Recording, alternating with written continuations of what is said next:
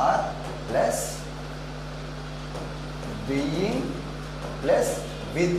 ఇక్కడ నేను subject object రాయలేదు, ఎందుకంటే ఇంకా సబ్జెక్ట్ ఆబ్జెక్ట్ కామన్గా వస్తుంది. ఇక్కడ మీరు గమనించినట్లయితే యాక్టివైజ్లో మనకి ఫస్ట్ సబ్జెక్ట్ వస్తుంది, ఎండింగ్లో ఆబ్జెక్ట్ వస్తుంది. కానీ ప్యాసివైజ్లోకి వచ్చేసరికి ఫస్ట్ మనం ఆబ్జెక్ట్ తీసుకోవాలి అన్నమాట.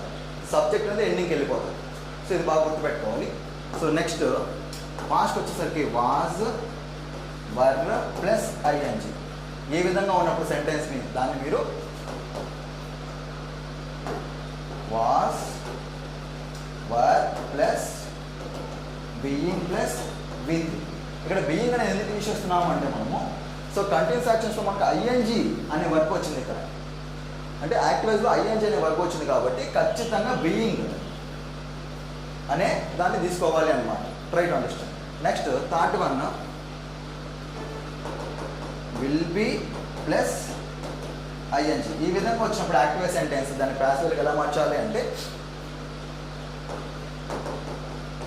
Will be plus being plus with. యాక్చువల్గా ఈ విధంగా ఉంటుంది, యాక్టివైజ్లో ఈ విధంగా వస్తే ఈ విధంగా రాయాలి ఫ్యూచర్లో. కానీ మనకి ఇక్కడ ఇది తీసుకోకూడదు అన్నమాట. ఎందుకు తీసుకోకూడదు అంటే బీయింగ్ పక్క పక్కన రాకూడదు అన్నమాట. అందుకని చెప్పేసి